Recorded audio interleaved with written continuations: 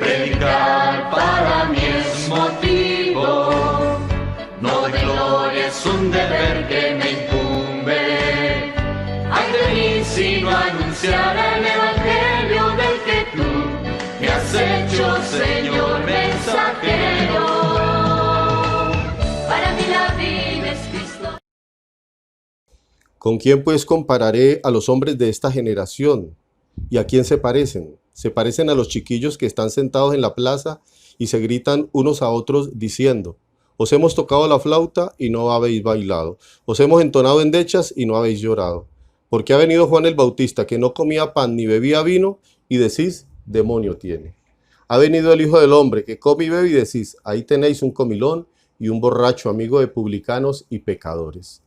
Y la sabiduría se ha acreditado por todos sus hijos.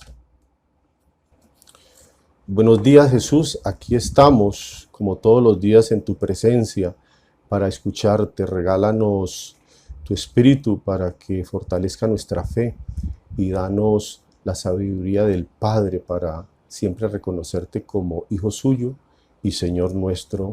Amén. Muy buenos días, mi nombre es Alberto, formo parte de los matrimonios de la familia misionera Verbum Dei de la ciudad de Cali. El evangelio que les invito para que oremos en la mañana de hoy es el de Lucas 7, 31 al 35. Lucas 7, 31 al 35. En los versículos previos a este pasaje, Jesús exalta la figura de Juan el Bautista como el mensajero enviado por Dios para preparar su llegada. El evangelista señala que quienes escucharon el mensaje de Juan lo reconocieron a él como enviado de Dios y reconocieron su mensaje como mensaje de parte de Dios. Por eso se hicieron bautizar por Juan en el Jordán. También dice que los publicanos que escucharon el mensaje igualmente se bautizaron. El verso 30 habla de que los fariseos, muy religiosos por cierto, y los legistas o maestros de la ley, como su nombre lo indica, eran expertos en las escrituras, se negaron a aceptar el bautismo de Juan y con ello se negaron a reconocer a Jesús como el Hijo de Dios. De hecho, para los judíos de la época y los de ahora, Jesús es simplemente un profeta. ¿Por qué he hecho este recuento? Porque hay una pregunta que hace el Señor al inicio del Evangelio. ¿Con quién, pues, compararé los hombres de esta generación? ¿A quién se parece? Y me asaltaba la duda de saber a quién se refería Jesús cuando hablaba de los hombres de esta generación. ¿A los judíos de su época o a nosotros los cristianos que leemos este pasaje? Lo primero es saber que estaba refiriéndose a los judíos de su época, ciertamente, pero no de todos como lo vimos en el contexto inicial, ya que muchos de ellos recibieron el bautismo público de Juan, lo cual era una muestra de confianza y una necesidad espiritual de aceptación de Dios. Es decir, aceptaron el mensaje de conversión por parte de Juan y el mensaje de salvación que traía Jesús. Los marginados, las gentes del común, el judío de a pie, fueron receptivos al mensaje de Juan, pero no así los líderes y autoridades religiosas. Ellos seguían creyendo que la salvación venía por el cumplimiento de la enorme cantidad de preceptos que para la época de Jesús existían. 613 preceptos se dice. Además, se consideraban un grupo privilegiado, la élite pues de Dios. Entonces vemos cómo hay una resistencia por parte de las autoridades religiosas al mensaje de salvación que trae Jesús. Y asimismo lo hicieron con los profetas en el Antiguo Testamento, llegando incluso a asesinarlos. Esa misma suerte corrieron Juan el Bautista, el mismo Jesús y muchos de sus discípulos. ¿Con quién pues compararé los hombres de esta generación y a quién se asemejan? En mi oración notaba una especie de cansancio o decepción en estas palabras de Jesús. Una especie de lamento por su pueblo que lo rechaza.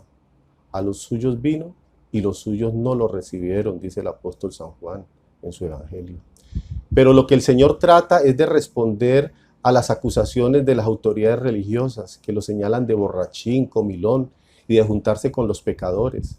Y compara a esas autoridades con los niños mimados o malcriados que con nada se conforman.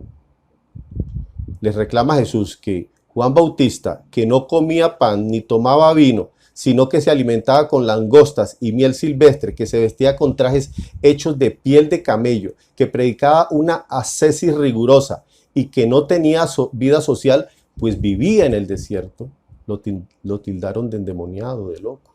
Y él, que acepta invitaciones a comer, algunas veces en casa de pecadores, es decir, que tiene una vida social normal, entonces lo tildan de borracho, glotón y amigo de personas de mala reputación.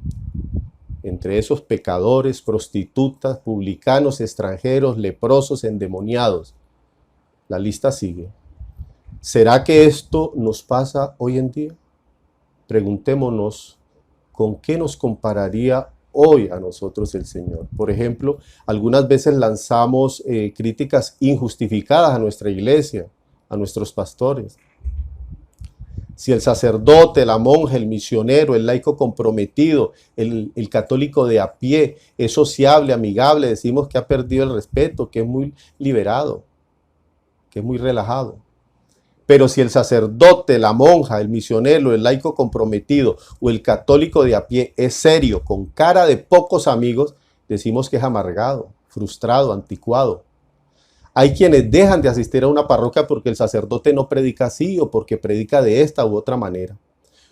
Yo les confieso que hubo una época en que yo dejé de asistir a la Eucaristía precisamente porque no estaba conforme con la prédica del sacerdote.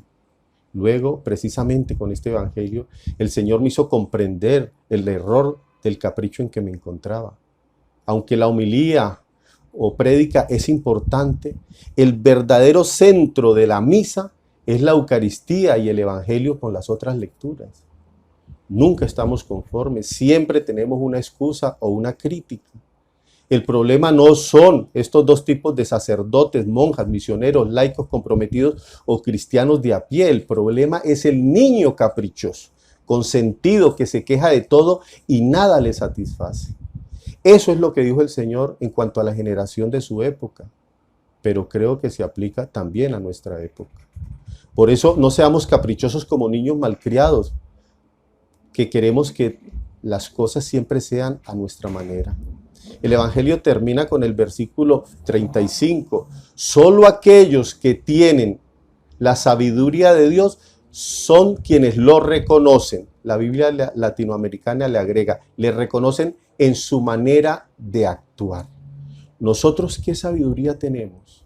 ¿Realmente estamos abiertos al Espíritu de Dios o nuestro corazón es cerrado como el de los fariseos y maestros de la ley, que con todo el conocimiento de la palabra de Dios que tenían y el cumplimiento estricto de cuanto precepto existía, recordemos 613 preceptos, no reconocieron a Dios misericordioso en Jesús?